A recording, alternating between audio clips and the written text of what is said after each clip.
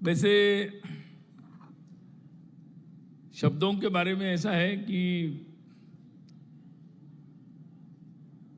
हमारी परंपरा में ये कहा जाता है कि ओम ऐसा एक पहला शब्द था जिसकी ध्वनि से बाद में हमने ध्वनि को समझना प्रारंभ किया, और वो जो एक सात्विक या दैवी ऐसा जो स्वर था ओमकार का, ओम का, और उसके बाद फिर उससे उसके ही रूप में, जैसे ईश्वर के कई रूप में ईश्वर प्रकट होता है, वैसे ही शब्दों का प्रकटन हुआ। मैंने अपने बचपन में संत ज्ञानेश्वर जी को समझने का प्रयास किया। संत ज्ञानेश्वर जी संत परंपरा की काफ़ी वरिष्ठ संत हैं, तो उन्होंने शब्द को ब्रह्म स्वरूप कहा है कि शब्द ये ब्रह्म स्वरूप है, और इसलिए शब्दों को जैसे हम ईश्वर की आराधना करते हैं तो एक सकारात्मक भाव मन में रखते हैं कि क्योंकि ये ईश्वर की आराधना है, और इसीलिए शब्दों को हमारे यहाँ बहुत अच्छे से, शब्दों को इतनी पवित्रता से हमारे यहाँ संजोया गया, और इसलिए उन शब्दों की साधना करने वालों को भी ये कहा गया कि आप अपने जीवन को भी पवित्र रखो, अपने जीवन को भी सात्विक रखो, अपने जीवन को शुद्ध रखो, और इसको ईश्वर आराधना की तरह शब्दों की आराधना करो। इसलिए हमारे पूरी परंपरा में, चाहे वेदों के ऋषि हो या चाहे उपनिषद के ऋषि हो, रामायण महाभारत लिखने वाले लोग हो, संत वाल्मीकि से लेकर, ऋषि है वाल्मीकि तो हमारे लिए, तो ऐसे सबकी अगर हम परंपरा देखेंगे कि जिन्होंने ऐसे चिरंतन साहित्य का निर्माण किया, जो शब्द आज हमारे लिए अमृत के समान है, जो आज भी हमारे लिए पथदर्शक है।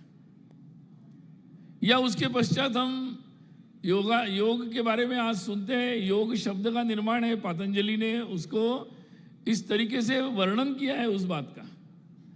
तो ये सब जो हमारी परंपरा में शब्दों का जो वर्णन है, ये वास्तव में बहुत एक आराधना साधना के रूप में किया गया है।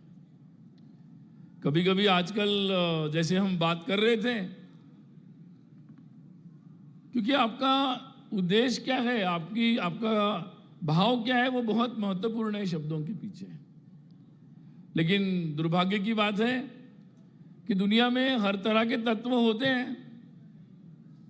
कुछ तत्वों ने इन्हीं शब्दों का, क्योंकि अ से ज्ञ तक शब्द तो वही रहते हैं, अक्षर तो वही रहते हैं, उन अक्षरों से ही ऐसे ऐसे शब्दों के वर्णन किए हैं, ऐसे ऐसे अर्थ बना दिए, और जिसने बहुत मतलब एक विपरीत साधना में उन्होंने शब्दों को उपयोग किया, और जिसके कारण दुनिया के बहुत सारे समाज के लोगों को, सिविलाइजेशंस को भ्रमित भी किया।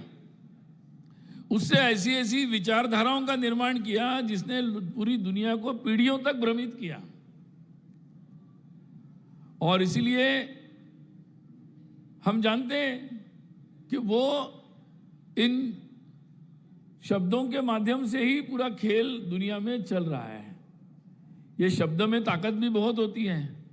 अगर सही दिशा में जाए, अगर गलत दिशा में जाए तो वो विध्वंस करता है, और सही दिशा में जाए तो वो जीवन का उत्सव बनता है। वही मुझे लगता है शब्दोत्सव का हमारा अर्थ है।